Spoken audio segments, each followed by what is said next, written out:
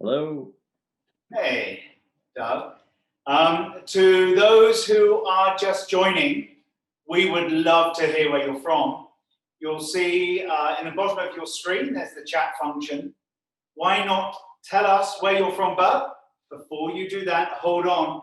Make sure it's to panelists and attendees so everyone can see where you're coming in from. Let us know which country you're from. I'm here with Gabriel. We're in Singapore. We have Doug with us in Ohio, in the US. So we're pretty much going end to end, but we'd love to hear where you're from. So drop it in that chat function below to panelists and attendees. Let's see where you're coming in from. Ooh.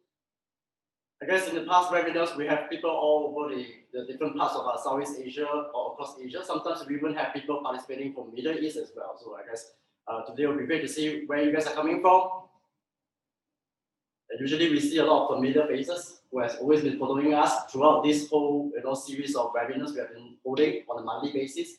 Very regular. It's been intense, and I think people learn a lot, or I hope people learn a lot from our sessions. And I guess this is also our objective, right? To really, share this kind of knowledge with everyone, and even bringing, Doug here today to really give the sharing on this topic today. So again, in the bottom of your screen, in the chat function, tell us where you're coming from, making sure you're doing it to panelists and attendees. Let me just move forward here and have a look. We see people in Singapore, land of Australia. Hello, and hello, Jan. Lovely for you to be on here. Thank you very much. I hope you're well and staying safe and enjoying the summer, finally. Yep, we're seeing people still joining as well, which is great. I see familiar faces who have joined us, people who have worked with. Thank you so much, guys, for joining today. So, team, we're just going to give it a couple more minutes. Let everyone come in. We know what it's like. So, if you're already on, don't go anywhere. We're just going to wait for a few more people to join. Give us a few more minutes. And boy, we've got an amazing session for you today. Yeah, the comments are coming in from Thailand. Thank you. The USA. This is great. Hope everyone's getting ready for Christmas. We were talking amongst ourselves about, is there webinar fatigue? We're getting close to Christmas. This has been the year for webinars, right? If anyone's been doing webinars, it's pretty much everyone on the planet. So I know everyone's gearing up for a bit of a break at Christmas time. So this is our last webinar of the year.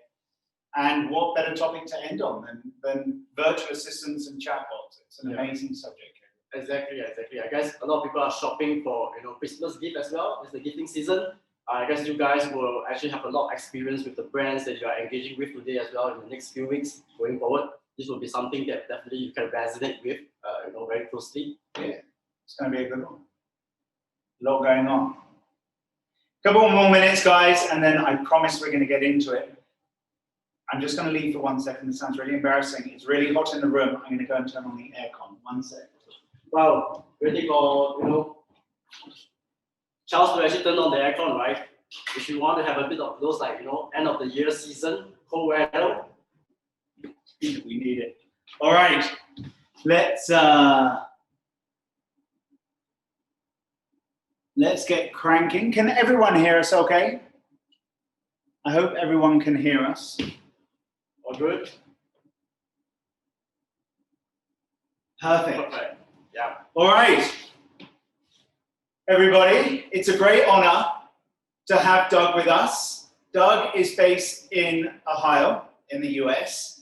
Doug has extensive experience around the overall customer experience industry and that ecosystem. And today we're just going to be talking about one slither of what that is, and that's around chatbots and virtual assistants.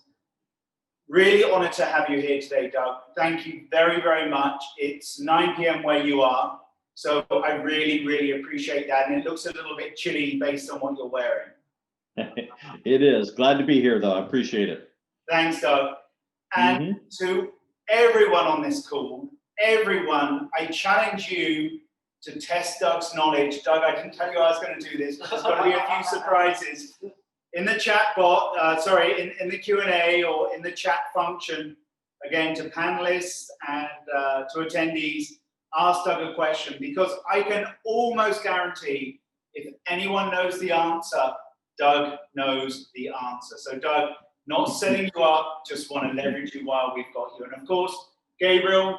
Hi guys, I'm Gabriel. I guess some of you have worked with me before. I see familiar faces on the call today, right? So I'm solution consultant for social bakers in the JPAC region.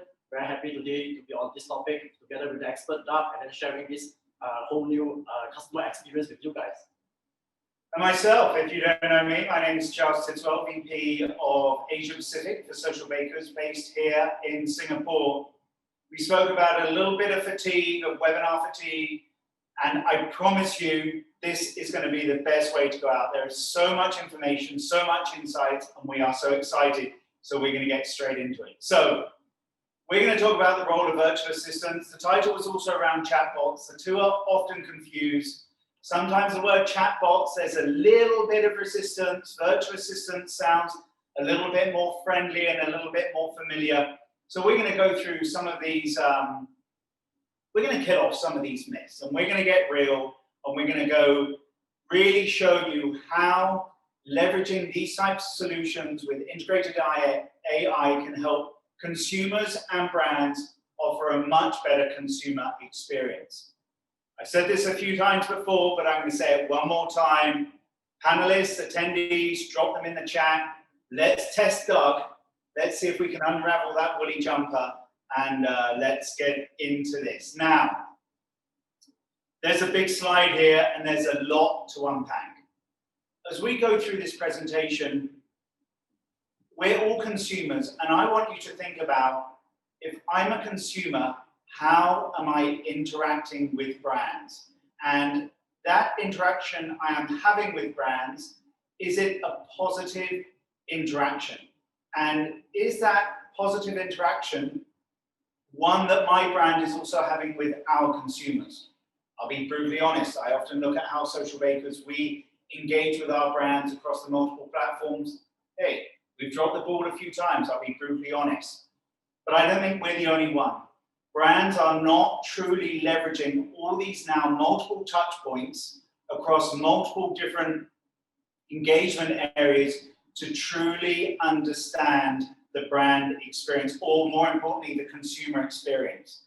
So a lot of you will be familiar with community engagement. That's when someone comes onto your website or onto your Facebook or Twitter channel. They'll type in a question. Maybe you'll get to that response in a certain period of time, but it doesn't really go anywhere after that. What we want to talk to today about, and leveraging Doug's experience, is talk about the whole consumer engagement and customer experience and how it's all blending into really one single touch point. So a lot to unpack there, but that's really ultimately what we want to achieve. This is what we're going to work through today. And of course, we're in a mobile-first world. Nowhere, do people use mobiles more than in Asia Pacific. Latest data I have in the Philippines, they're spending 9 hours a day on a mobile device. 9 hours a day. I remember going back all the way to 2000, places like Cambodia, they didn't even have landlines. They just went directly to the mobile first. And nowhere more have consumer agents being engaged with them from the mobile phones of consumers. So we're going to dig into that a little bit more as well. Okay, so let's go. I want to ask, I'm going to play a sound, so it's a little bit loud. Put your hands up, do you recognize this sound? I don't want to play it for too long, it's awfully repetitive.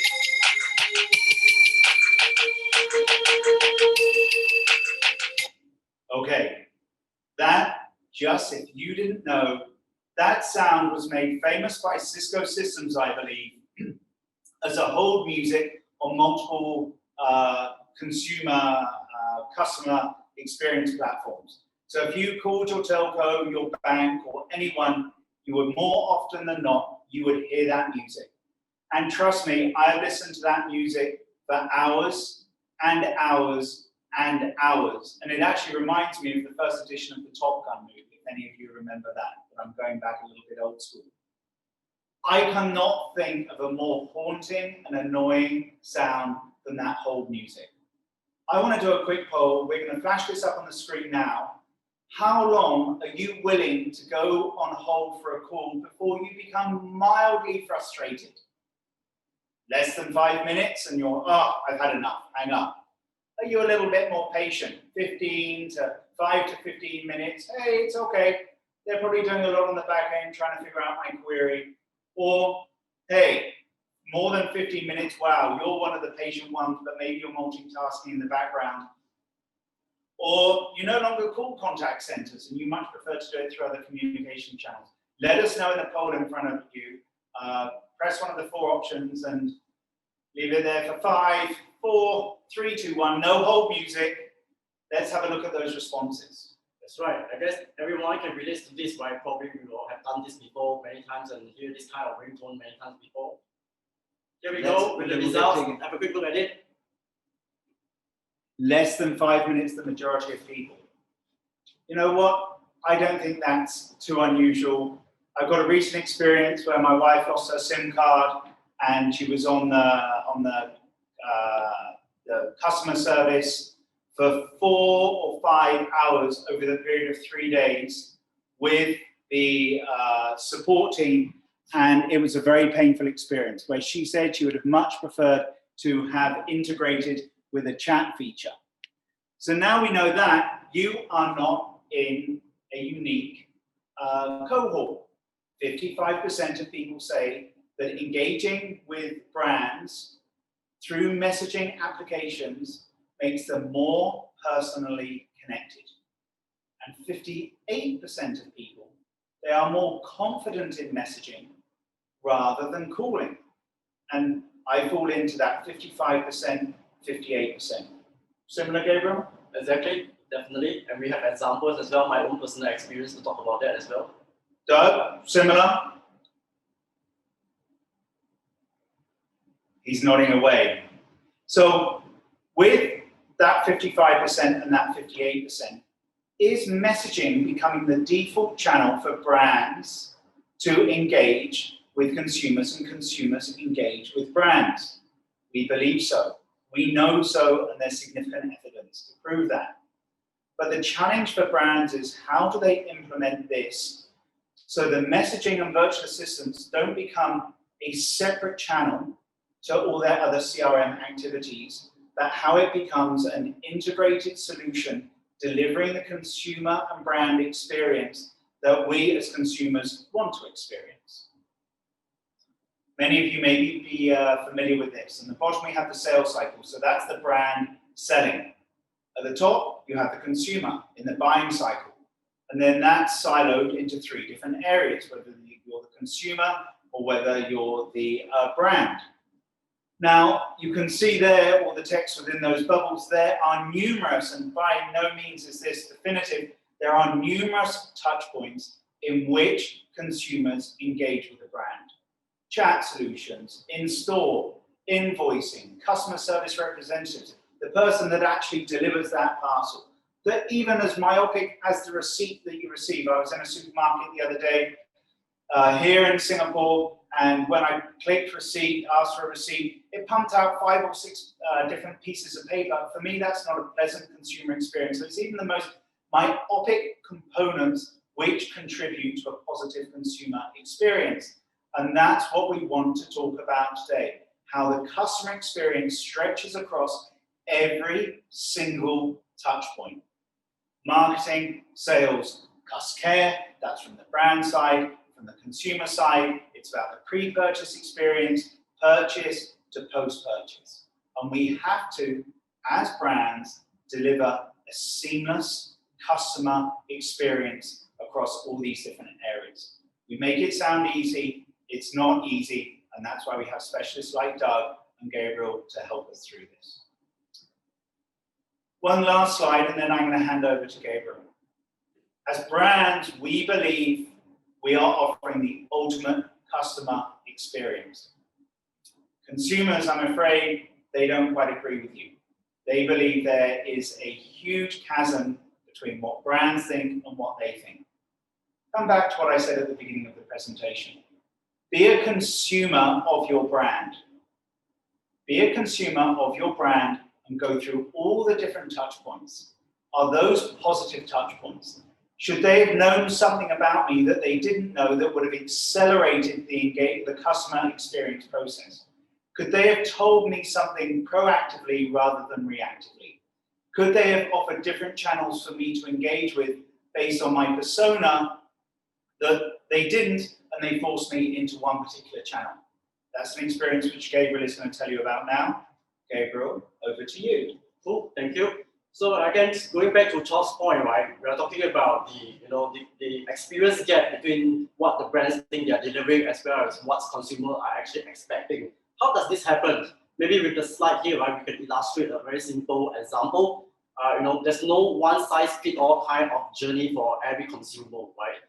In this case, there's so many different touch points that we are being provided today across digital, email, phone, so on and so forth, even in-store experience, right? So there's so many different paths that consumer can go to. And in this case, Jade and Jenny, who wants to buy a television, you can see that obviously they go through a very different path of purchase and experience with that particular brand.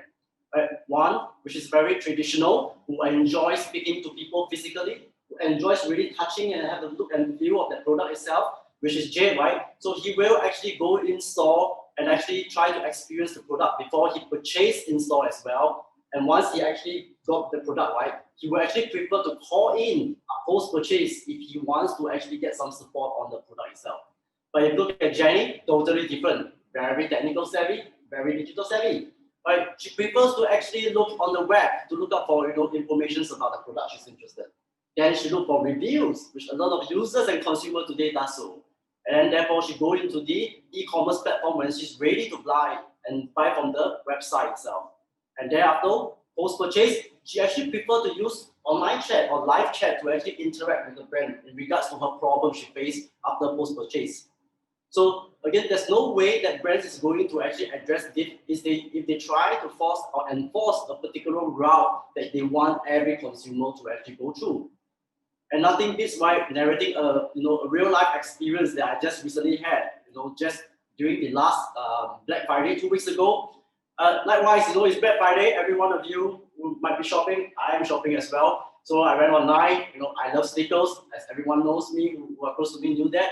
I bought another new pair of sneakers from an online store.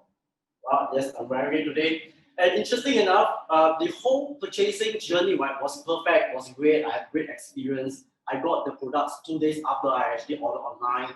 But the problem is that when I open up the product, there's actually a default on the product itself. Right, so I'm not satisfied with what I got. The first thing I want to do, can I do a refund? And I start to get in touch with the brand, right? And being really socially savvy, right? I want to be, the first touch point is to get in touch with the brand through Facebook. I went to Facebook, I DM'd them, but I didn't get an answer, right? The answer came back to me only 3 to 4 hours later, right? And of course, after texting them on DM, on Facebook, I didn't get an answer. I went on to email them, which is the next touch point. I drop them an email, I tell them about my problems, and I expect them to resolve that for me. True enough, within 15 minutes, they actually respond back to me, right? But the key thing here is, even the email that came back to address my concerns, like the customer officer from their end told me that he needs 48 hours to actually really resolve my problems. So imagine this whole journey, right, post-purchase wasn't great for me. I received a bad product. They didn't answer me on social. I got an email back, within 15 minutes, but they told me that I need to wait 48 hours to get a resolution, right? And this could be easily resolved at the very first stage, in my first touch point, if they have actually a proper, communications or engagement platform set up or process set up on the Facebook channel. And I'm sure that you have experienced this before. You have resolved such problem for your clients before many times. And I guess this is the best time for you to really showcase to everyone, right, how exactly such a problem can be, resolved easily, through the use of a virtual assistant. So over to you, Doug. Let me just stop sharing my screen here, and I will hand over to you. All right, thanks, Gabriel. All right, now my turn to share my screen. And so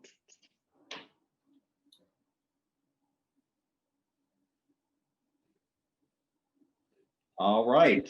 Perfect. Are we live there? We're good.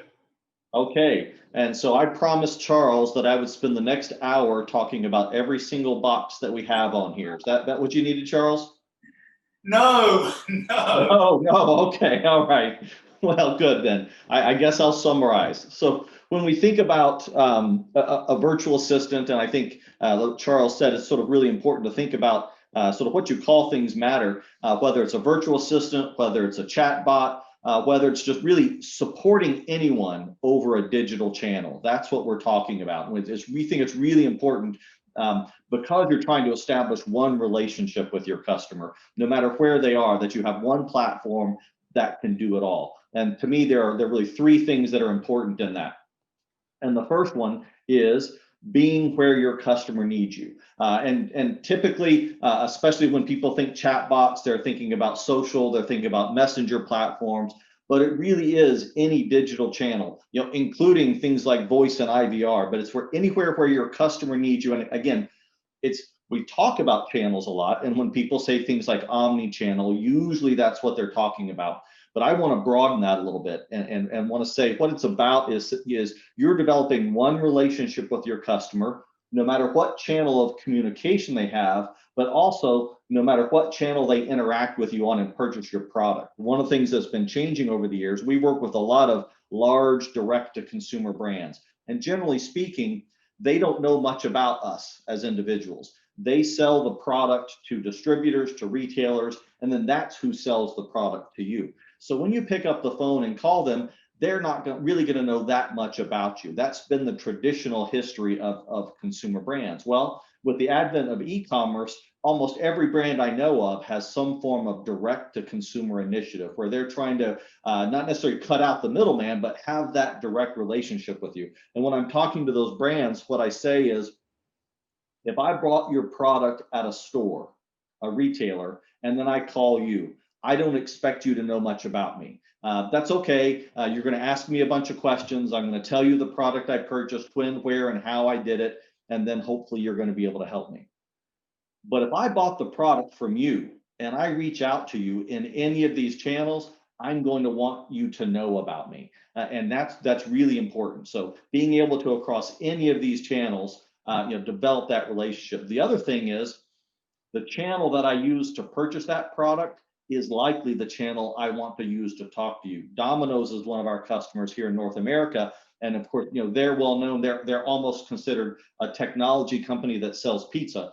Because I can buy pizza on my watch. I can tweet and order a pizza. I can just about anything imaginable I can use to order a pizza. And almost the last thing I'm going to do is pick up a phone and call the pizza. So if my pizza arrives and if it's late, if it's cold, if it's wrong, I'm going to go back. I'm not going to pick up the phone to complain about that because that's not how I ordered it. So supporting the channel that where your customer is, we think that's really important, and not doing it you might grow into these channels. You don't have to support them all at once, but you want to use a platform that allows you to grow into whatever channel that your customer needs you on. So that's sort of step one, being where your customer needs you. And especially in the digital world, that's really where it's at.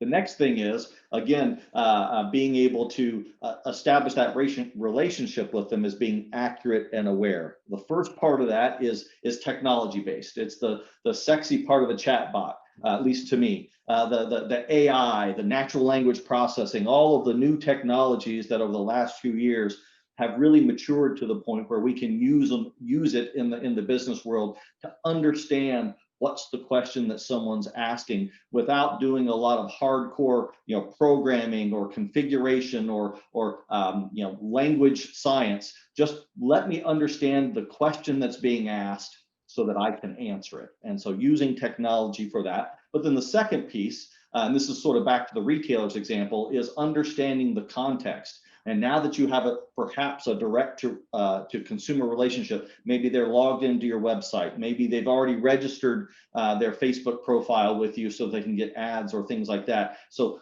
knowing who you're talking to and what their situation is, being able to look at information that might already be on your website, things that are in back-end systems that you want to use an API to get, like an e-commerce system or a loyalty database, things like that. The ability to go get that data, as well as just FAQs and knowledge topics, to get that information, to understand the context of the customer, so you know the question they're asked, you know the context, and if you know the answer, then let me provide it directly. So in Gabriel's example, the email came in, or ideally he did this on Facebook Messenger, but either way, the system can understand the question that's being asked.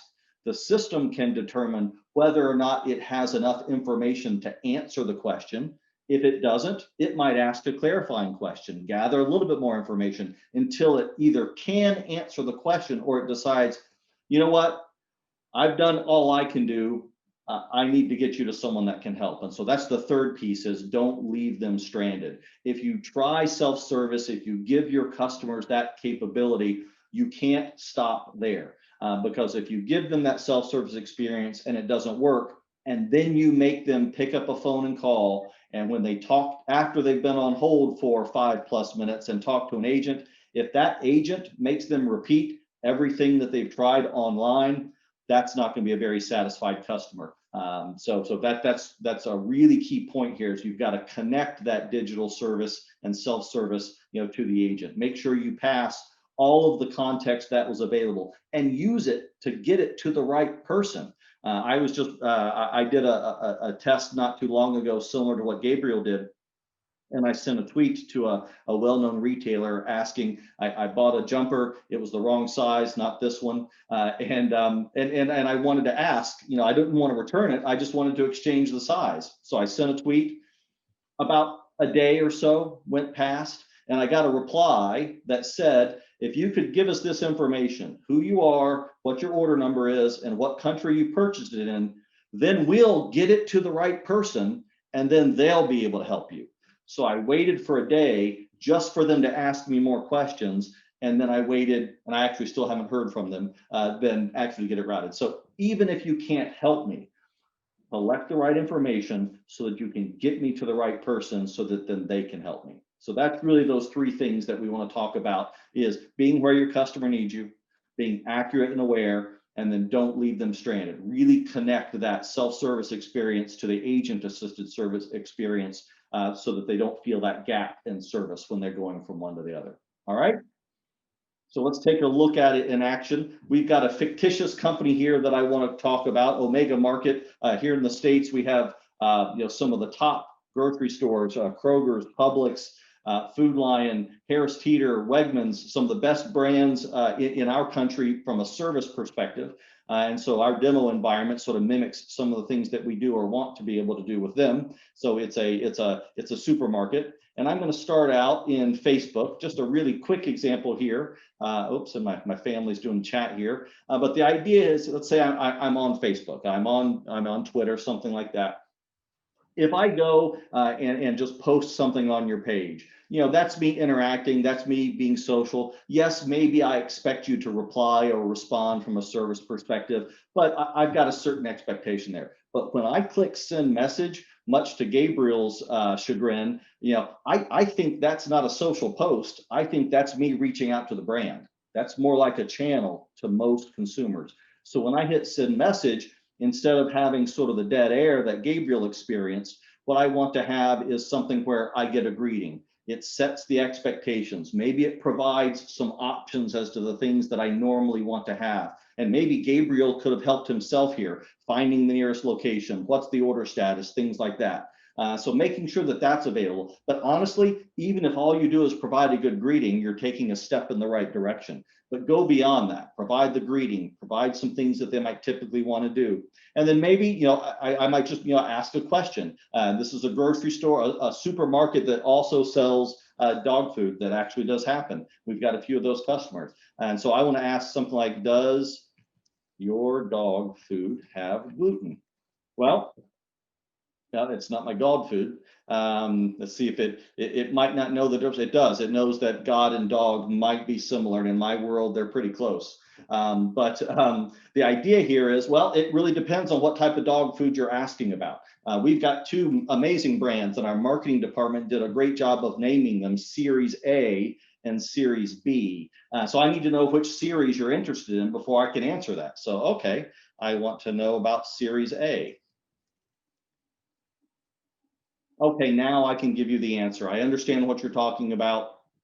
And that particular dog food, is 100% gluten-free. Great. So I asked my question. Instead of just saying, well, I don't know the answer, or giving me a general answer, it asked a clarifying question, and now it can give me the answer. But if this is the beauty of AI and natural language processing, if I do something like I actually say, is Series B dog food gluten-free?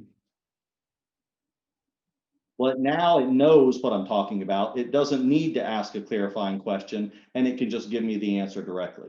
So that's just a really quick example where, without a whole lot of effort, you're not moving mountains here. You're just in a simple process. I'm giving you a greeting so you know what's going on. I'm giving you a few options so that you can do the things that people typically want to do. What are the quick hitter items? And then I'm just enabling you to ask questions, and I'm smart about it. I understand the question you're asking. I understand when I need to ask for clarifying information, and then I can give you the answer, right? So just a quick example of how I can turn, something as simple as a Facebook post, and instead of Gabriel waiting, and had he not switched over to email, he might have waited a while, but he waited a while, then he had to switch channels, then he had to provide some more information before he gets the answer. Make it really quick and make it easy. Well, this is Facebook. But what if somebody was on the website? Again, so the key thing here is that it can be one platform that can be deployed in different ways, because my customers are in different places and I need to be where they are. So here I'm on the website. I'm not logged in. I'm just right here on the main page, and this is the exact same bot. But now on the website, it can be a little bit more verbose, and it's going to give me a greeting just like it should. And then it's going to say, well, hey, here's some typical options that you might want to do, including talking to an agent. I can make that available, or finding a store. So these are the same things that were available on the website, but now it's available right here, or was on Facebook Messenger. Now it's on the website, could be on SMS, could be on WhatsApp, same tool that can be used everywhere. And now I can click one of these buttons, or again, I'm going to ask a question: is your fresh food organic? Using natural language processing, we understand the question and we're able to look that up in our knowledge base and provide an answer. But here, another example of natural language processing where technology really helps you be accurate is your organic food fresh? Those are the same words. But they mean something different, and I know that, and I can give you a different answer. If you were using a technology that was only using keywords, in both of those examples, I would have to give you both answers because I'm not sure which one you're doing. But because we're actually understanding the speech and can analyze that, and we can do that in almost any language, then we can really give you an answer. But let's take it a step further. Right here, I'm just on the main page. I'm not logged in, so there's not much context other than that I'm on the website. But let's say I'm actually looking at pet food. So I'm actually on the page. I'm looking at pet food, and my handy bot or virtual assistant is here. And another thing that's important: I didn't have to go to the contact us page or to FAQs. I didn't have to leave where I am. I'm looking at pet food. Let me ask a question about pet food. Don't make me go someplace else. So now that I'm here, notice now my greeting knows I'm looking at pet food. So it gives me a pet food oriented greeting. It gives me options that are based off of somebody who's looking for pet food. So it's very contextual. It knows what I'm doing. It could also change based on knowing who I am. If it knows that I'm a dog owner, maybe it's going to do something different than if it knows I'm a cat owner. But that's just something that's part of the configuration. But now I can ask that same question: is your organic food fresh? And it gives me a different answer because it knows I'm asking that question about dog food. So it gives me the dog food or the pet food answer. And not only that, but the next step is, hey, would you like to find the right pet food? So I can go ahead and tap that. And so I can do more than just asking questions and getting answers. I can actually lead someone down a path. And that path can be built really easily into the tool to have graphics and to have carousels and have a really engaging experience. But it can also leverage things that might already exist on your website or on your mobile app. Maybe you already have a food finder. Well, we could go ahead and leverage that through APIs or other means. So you can either build it, it's not programming, it's just a configuration process, or we can integrate it if you already have it. So I want to talk about my dog. He's a little guy.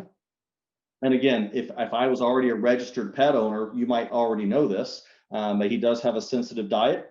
And so now I can, again, here are products, they're available. Let me look at my limited diet small breed. And here, just as an example, I could go ahead and add it to my cart.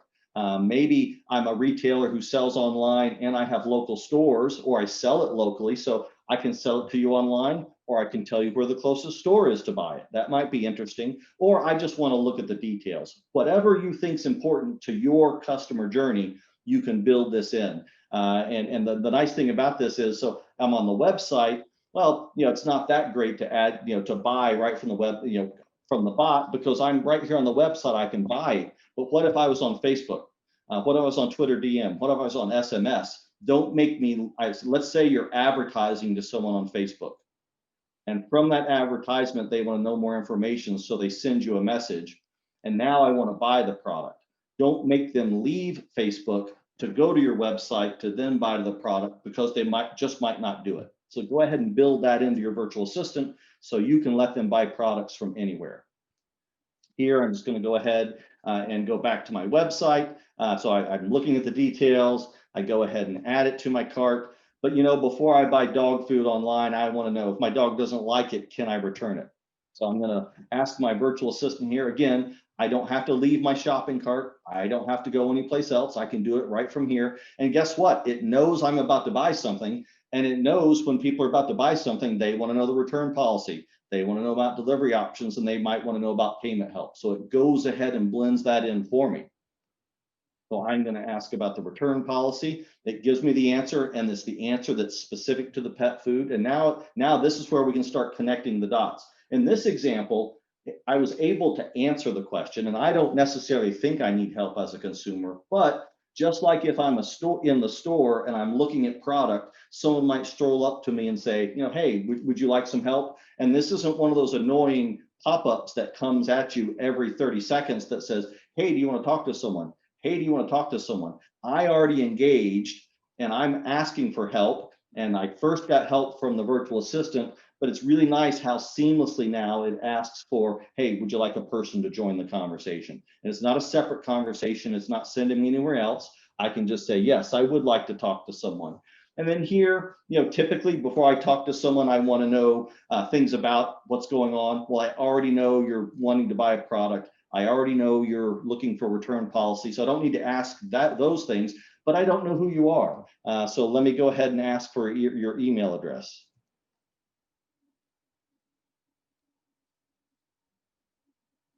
All right. And then once I do that, I can keep going. I can chat from the bot. I can enable voice. I can enable video. And usually the video is not about face-to-face conversations like we're having here in Zoom. Usually the video is like, I want to show you something. Before I buy this, I want to show you my situation. And that's really where, especially in an e-commerce or in a service situation, video can really be helpful. We like to say, it's not the front of the camera, the camera on the front of the phone that's important. It's the camera on the back of the phone, usually in a service situation. So here, and I'm going to go ahead and just really quickly, we're not here to talk about the agent tools, but just show you, I'm going to go to my agent tool. I'm going to make sure that I'm available. All right, and then I'm going to go back here and I'm going to say, yes, I want to chat. It's going to find the next available agent. And then, and this is, I just want to show you, I'm not going to get into the agent tools per se, but basically once it finds that next available agent, and now I've jinxed myself by saying I wasn't going to show you the agent side, so it doesn't want to deliver it to me. Here you go. Now it comes in, I accept that, and a few things happen. First of all, notice, well, it's saying, hey, I've already got a conversation going with this person. Do you want to continue it or do a new one? I'll hit a new one, and then a bunch of other things happen. But notice, for the agent, the conversation doesn't start when I picked up this chat. The conversation started when my customer asked for help. So I've got that whole transcript to me. So that's how I can continue that conversation. But even more so than that, if I look behind it, it took that email address. It went ahead and populated it in my system and did a search. It went ahead and populated the reason for contact. It populated the product that I'm working on. It gave me all sorts of information based off of that, including this is the same knowledge base that was that answered my question on the website, but now here's the agent's version of that knowledge base. So a lot went on there, but I just want to say, to reiterate the key points that we talked about, that, the ability to use natural language processing to understand the question, using context to personalize and be more accurate and understand where you are, having rich content and guidance. It's not just about FAQs. Having multiple escalation options to be able to connect that, and then passing that context in. And in the end, that's what we think will give you those three things: being where your customer needs you, being accurate and aware, and don't leave me stranded. If I've tried to help myself, don't punish me for it. Make that a really seamless experience when I go to talk to someone. All right. So those are my bells and whistles. Charles and Gabriel, what do you think? This is amazing. It's really crazy to see the demo live, right? Exactly. If this is in place, I wouldn't have to go through different routes to get my answer, and in fact, I'll be a much happier customer of the brand itself. But can I just say something on Gabriel's point? He actually gave up on returning the trainers because wasn't that great. He's wearing them right now, but two outputs of that. One is Gabriel will be thinking, will I buy from them again? Right? That's the first thing. So maybe they've lost a returning customer. We know it's cheaper to service a returning customer than acquire a new customer. Point number one. Point number two, to say sorry to Gabriel, they started to offer him some freebies. So they, that's their kind of way of making up. Hey, we're sorry, have something for free, but what good is free if I don't want to repeat a negative customer experience? So it's cost them possibly a customer, that's right, and it's cost them actually money or margins because they gave Gabriel some discount coupons. That's right. In fact, they did offer me £25, coupons to actually for the next purchase, right? So they're essentially actually lowering the margin they made on this pair of shoes that they sold me. So you're right. I think these are the cases where they could easily resolve to really build on the customer experience, right? To really build on the retention of every individual customer they have acquired, right? And that's a good segue. We're just going to open up a new slide. Let's talk about ROI. Gabriel, should we share this slide? So a question, hey, I'm sort of peering over Gabriel's shoulder there. Hope you can still see me. A question that we're always asked is, and Doug, you'll have more experience than anyone on this, what is the ROI of these solutions? Now, we're going to go into that. We've got some sort of ideas behind that. But one question I want you to ask as marketeers is, why should I put an ROI on customer experience, right? What is the value of a positive customer experience? And sometimes that doesn't always come down to dollars and cents. There are certain mechanisms and processes that can be put in place to be able to qualify the investment. But I think we have to be very careful as marketers. And one thing I want to say, and then we're going to go on to this slide, is go to your own brand's websites, go to your own brand's Twitter profiles, your own brand Facebook profiles. Don't be your brand, be your fan, and go and start to test the process. Now, I understand there's a broad range of roles on this webinar today. We've got people just in social, we've got people from customer experience, but that's the challenge. You're working in silos and you need to come together because honestly, as consumers, you know this. You don't care whether that person's in this role, this role, this role, this role. Gabriel didn't care. He had a problem. He went to the brand looking for resolution, and he didn't get it. And he was passed around different people within the organization, and it wasn't a pleasant experience. Gabriel, let's click the slide and let's talk about this. And again, ladies and gentlemen, we want to hear your questions on the chat. We can see lots coming in, and we're going to get to them. But let's just talk quickly about ROI, and then let's answer some of the questions. How about that? And Doug, maybe you want to kick off some of these ideas. That's right. Let's look into that. I guess you guys can also share, right? So would you need to justify ROI for such kind of investment, and what kind of ROI would that mean for you as a brand or your brand that you're managing today? Maybe you can share with us, in the chatbot as well. So going into the slides, I guess these are not chatbots on the brain. It's not a chatbot. It's a chat function. Sorry, that's right. So much into it. I'm so impressed with what God has really demonstrated. I'm just blown away by how slick and seamless the experience can be for a consumer, and it makes it so easy for the brand as well. It's really a win-win situation on both sides of the story. Right. So over here, I guess we all have different definitions of ROI. And I guess in this case, why based on this modern chatbot kind of experience or customer experience, we could actually define ROI into different pillars. Right? It means different thing for different teams. It means different thing for really different organizations as well. Here we can say that it's actually customer satisfaction ROI, or it could be internal operation ROI. And last but not least, right, it could be sales revenue ROI as well. So depending on how you look at the whole benefit of this solution, it could be in different perspective. What do you think, Doug? I guess you have more experience in terms of justifying ROI when looking at your eyes. Yeah, and I think it really does depend. If we look at that sort of that matrix when we're going from marketing to sales to service, people are looking at it in different ways. Oftentimes when we see from the service side, even though CSAT and customer satisfaction is really important, their most tangible thing is ROI on cost savings.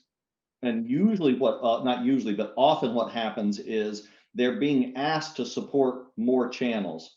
But what they're worried about is if they make it easier to contact us, if we give people SMS options, we let them reach out directly on Facebook Messenger, chat right on our website, the volume is going to go up. And if I can't hire more people, I'm not going to be able to address that volume, and that's going to cause customer satisfaction to go down. So I'm either forced to spend more money to staff up or result in lower satisfaction. Well, that's where automation can come in. And what we really advise is don't just go add a digital channel without also adding a certain amount of automation. And in doing that, we think you can actually not only bring it down so that you're even and the additional volume is made up for in productivity, but you can actually go beyond, because now you're serving people in different ways. And then you can get more of that customer satisfaction, where it's not just a satisfaction with the service experience, it's a satisfaction with your brand. And that's ultimately what we want people to have. So that's sort of just one thing to look at, is sometimes when people are coming from the service area, it's they're being asked to do more and they're struggling. How can they do that in a way that controls costs and maintains or extends customer satisfaction?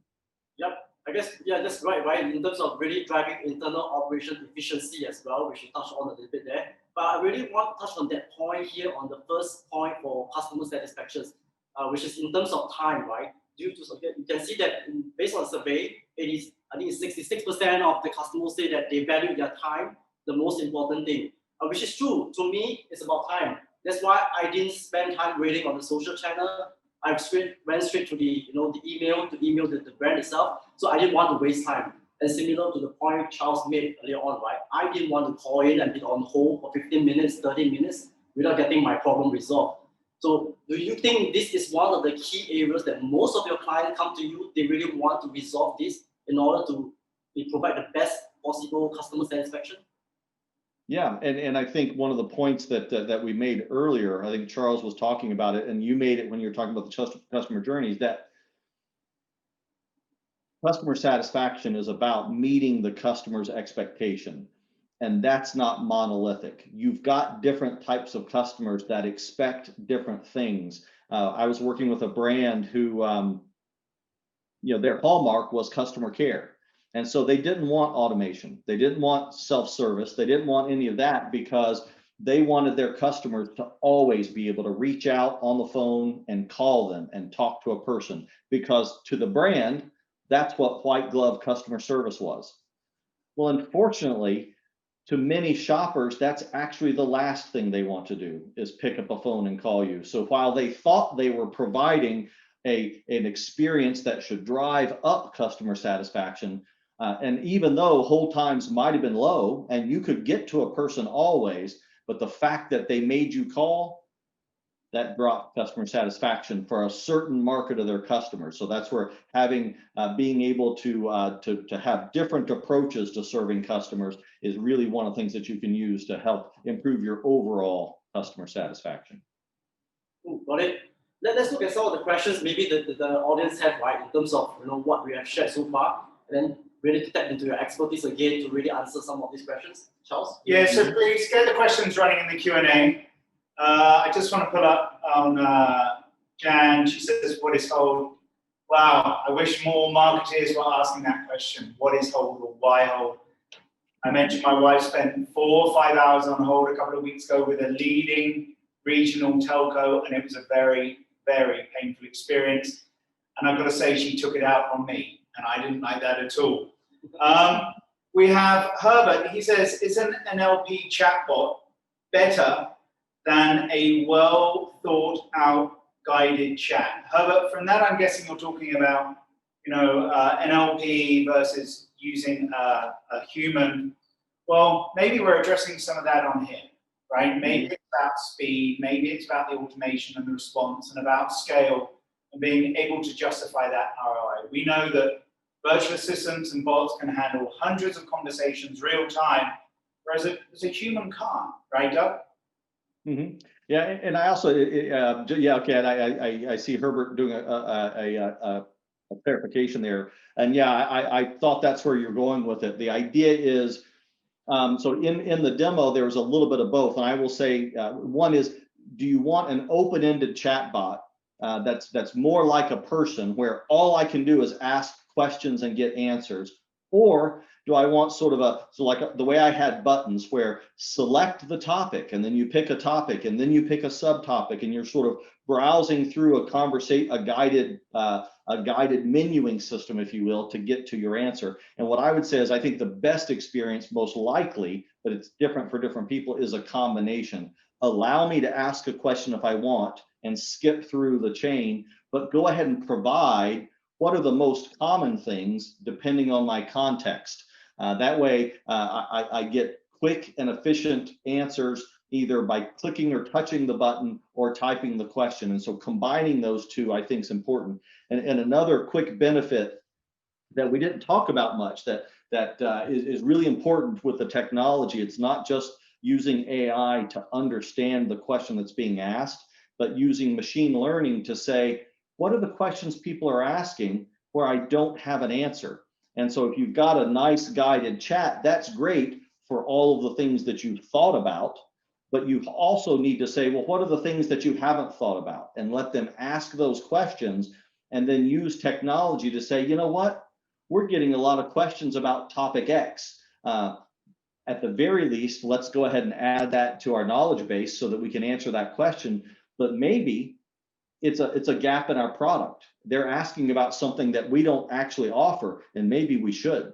So that's I think a mixture of guiding them down a path and making that available, but also enabling open-ended questions that use NLP can not only provide better service, but then those open-ended questions give you more information to really understand that the voice of the customer. What questions are they asking? And you can really use that as some great information. Thanks, Doug. Look, people are a little bit shy. Maybe they want to speak to a virtual assistant or a chatbot more than they actually want to hear our responses. So maybe we've done ourselves out of a job. And yes, Jan, I did pick up on the Aussie humor and I liked it.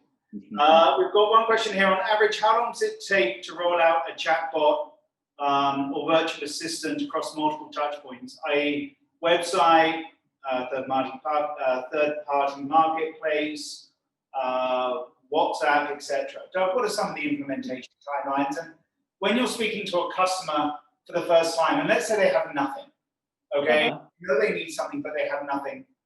Do you have a crawl, walk, run approach, or do you get them straight into running a marathon? Definitely crawl, walk, run. And I guess the one definitive answer is it doesn't take as long as you would think. But the key thing is using technology that, we're not trying to use full AI where we're trying to teach the bot how to play chess. So you don't have to send it tens of thousands of messages for it to learn everything. We're talking about, really narrowly focused AI to answer the questions that people ask you. And what I say all the time is, don't build a bot for everything you know. Build it for the questions people actually ask, and use the data that you have to say, what are the things that people asked often? And look at what you're trying to do from an ROI. If your ROI is saving money on email handling, well, what are the topics of the emails that you get on a regular basis? And take the top 10 and make sure the bot does those things really well. And then add more and add more. And so that's one thing that will save you time. The next thing is, use the platform that allows you to say, I've built all this and now I've enabled it on my website. And with very little change, don't make me build another one. Let me use it now on WhatsApp. Let me use it now on Facebook Messenger. So the ability to have one platform that lets you scale across different channels without redoing anything. Maybe you want to adjust the customer experience a bit, but that's another thing that will really help reduce the time of going through the progression. Yeah, that's great. I guess it's really about getting it started first, right? And as you learn, you implement more, and you add on the layer of experience across the different channels that you want to get into, or where the customer wants to engage with you. Absolutely.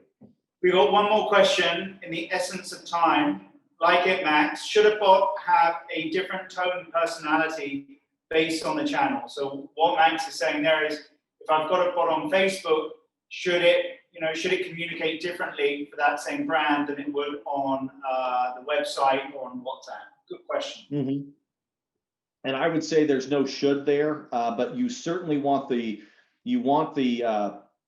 want to promote whatever your brand's personality is. And we do find that often the brand has a slightly different personality on social channels than it does on its website, than it does in other ones. So I think it makes sense to the extent that that's what you're doing with your brand. For example, we work with a restaurant where when you call them, I don't want to say they're formal, but their contact center being very customer service focused, and they're being sort of precise in what they do. But in social, it's all about having fun, and it's all about interacting people in really engaging ways. And they didn't want to, when I'm on my Facebook page, interact in a very social, fun way. And then when you click send message and go to Messenger, all of a sudden the brakes are on and you're formal. So I think the key is make it consistent.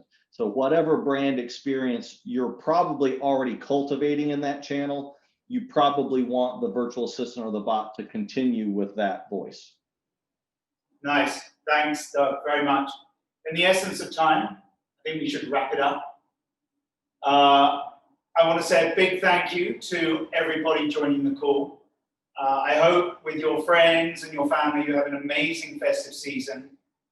It's been a very interesting year. No one predicted this a year ago. So get some time with the family, get some rest time, together time, and whether it's, and your pets as well, for you, Doug, as well. And I think I'll probably be hanging out more with my dog and with my family. But I just want to say thank you to everybody and people that have come on the Social Bakers journey this year with us. It's been a phenomenal experience. We've been throwing out a lot of webinars, and I hope if you've attended a few before now, that we've helped you, right? And just provoked some food for thought, let's say. I want to say a big thank you to Doug. It's getting late your time, so I really appreciate that, Doug. Thank you very, very much. Thanks for the opportunity. Sorry, Doug. No, just thanks for the opportunity. I've really loved talking with you guys and interacting with the crowd. Fantastic. And I would like to say, anyone on the webinar, if you have questions, fire them across, because Doug's got the answer, right? That sounded very cheesy and it didn't mean to, but there's no one with more industry experience, I believe, than Doug on this scenario, and we've shown you some great examples. So everybody, thank you very much. Take care. Gabriel, thank you. Thank you. Enjoy the rest of your day wherever you are. Take care. Bye-bye. Thank you, everyone. See you in 2021. Bye. But take care. Have a good day. You too, Doug. Thank you so much.